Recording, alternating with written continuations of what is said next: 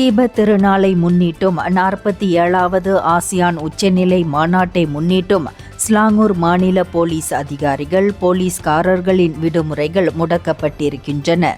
ஸ்லாங்கூர் முழுவதும் தீபாவளியை முன்னிட்டு சிறப்பு நடவடிக்கைகளை போலீஸ் மேற்கொள்ளும் என்று ஸ்லாங்கூர் போலீஸ் தலைவர் டத்தோ ஷசேலி கஹார் கூறினார். வீடு புகுந்து திருடுதல், வாகனங்கள் களவு போன்ற குற்றச் செயல்களை தடுப்பதற்கு இந்த நடவடிக்கைகள் மேற்கொள்ளப்படும் என்றார் அவர். சில இடங்களை அடையாளம் கண்டு வைத்திருக்கிறோம், அந்த இடங்களில் போலீஸ் நடவடிக்கை தீவிரமடையும் என்று அவர் சொன்னார்.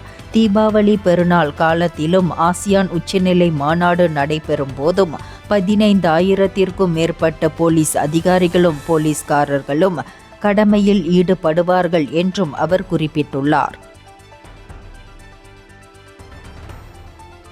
இந்தியர்களின் இதய குரல் மக்களோசை.